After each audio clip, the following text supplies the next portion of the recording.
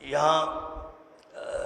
جمعے میں اس کا اعلان کیا گیا تھا کہ مسجد اقصیٰ کے لیے ایک چندے کی مہم شروع کی جا رہی ہے، اور جو حالات وہاں پر ہیں، اس سے پہلے بھی جو حالات رہے ہیں، وہاں بہت بڑی تعداد میں یتیم بچے ہیں، یتیم بچیاں ہیں، بیوائیں ہیں، زخمی ہیں، وہاں علاج کی ضرورت ہے، دواؤں کی ضرورت ہے،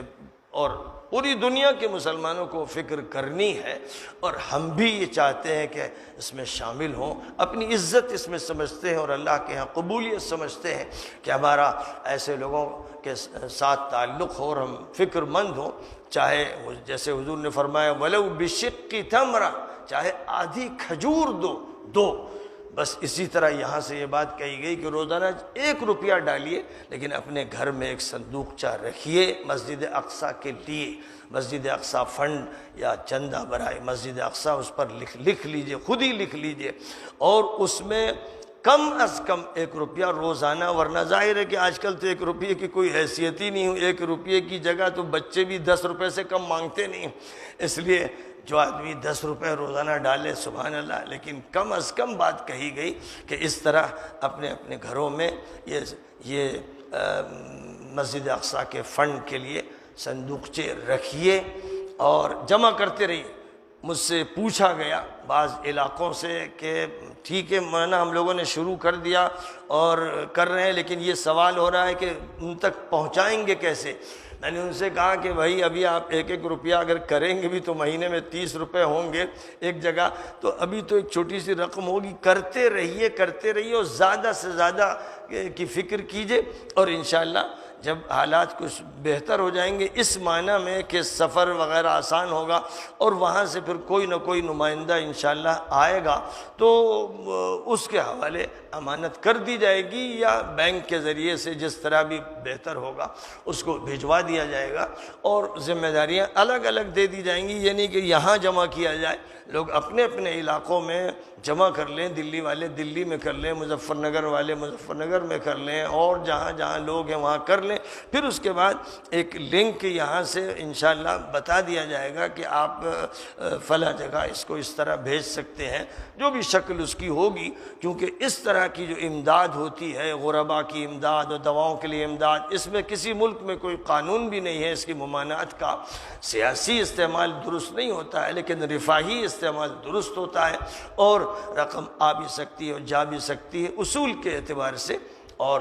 اظہار کرتے ہوئے کوئی چیز چھپانے والی ہے نہیں، کیونکہ یہاں تو پریشان حالوں کی مدد کا مسئلہ ہے، اس لیے حکومتی سطح پر بھی اس میں کوئی رکاوٹ نہیں ہوتی ہے۔ لوگوں کو چاہیے کہ ابھی تو اپنے جذبے کا اظہار کریں اور تسلسل سے ہر دن اس ڈبے کو دیکھیں جس پر مسجد اقصیٰ لکھا ہوا ہے، تاکہ کوئی دن بھی اس کی یاد کے بغیر نہ گزرے، اور جو وہاں سے خبریں آ رہی ہیں وہ بھی دیکھتے رہیں، ان سے بھی واقف رہیں۔ اور چونکہ رمضان المبارک کے آخری ایام ہیں، کیونکہ یہاں پر لوگ صدقہ فطر کے زیادہ محتاج ہیں، زکوٰۃ کے محتاج ہیں، اس لیے میں یہ تو نہیں کہتا کہ لوگ اپنی زکوٰۃ اور صدقہ فطر بھی وہاں بھجوا دیں۔ عالم عربی میں تو لوگ صدقہ فطر اور زکوٰۃ بھی اپنی فلسطین بھجوا رہے ہیں، بہت بڑی تعداد میں وہاں کر رہے ہیں کہ جہاں ان کے آس پاس لوگ ایسے غریب نہیں ہیں کہ جو زیادہ مستحق ہو، لیکن یہاں کیونکہ ہمارے لوگ بھی مستحق ہیں، اس لیے بہرحال ہم صدقہ فطر اور زکوٰۃ انہی کو دے دیں جو ہمارے قریب ہیں، لیکن عطیات ہماری طرف سے ہونے چاہیے، اور زیادہ حوصلے کے ساتھ، اس طرح سے کہ اب کی ہم اپنے بچوں کو جب عیدی دیں تو مسجد اقصیٰ کے بچوں کی عیدی بھی اس بکسے میں رکھ دیں، اور اس سے پہلے جو 2 دن مثلا رہ گئے، ان 2 دنوں میں جتنی رقم نکال سکتے ہوں، اس لیے کہ ہم اللہ کے دین کی نصرت کر رہے ہیں، مسجد اقصیٰ کی مدد کر رہے ہیں، وہاں کے لوگوں کی مدد کر رہے ہیں، اس جذبے سے جو بھی آپ کر سکتے ہو وہ کریں، تاکہ عید کے دن سمیت اتنی رقم جمع ہو جائے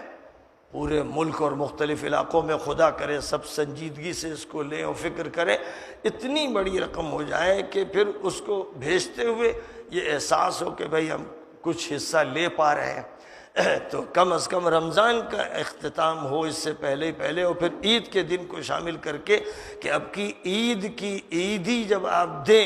تو یہ سوچتے ہوئے کہ وہاں کے کتنے ایسے بچے ہیں جو کیمپوں میں رہ رہے ہیں، خیموں میں رہ رہے ہیں، ٹین کے نیچے رہ رہے ہیں، جن کے پاس جگہ نہیں اور جن کو ستایا جاتا رہتا ہے، ان کو بھی ہم عیدی دے رہے ہیں۔ تو اب جن کو اللہ نے جیسا جیسا دیا ہے اس کے اعتبار سے وہ اپنے حوصلوں کا اظہار کریں اور اس طرح وہ جذباتی طور پر ان کے ساتھ شریک ہو جائیں۔ آج 27 تاریخ ہے، آج سے یہ عمل شروع کر دیں، پھر 28 تاریخ ہے، 29 ہے، اب 29 کا چاند ہوگا یا 30 کا، یہ تو اللہ کو معلوم ہے، لیکن بہرحال یہ جو وقت ہے اس میں اور پھر عید کے دن خصوصی طور پر مسجد اقصیٰ کے لیے ہماری عیدی نکالی جائے۔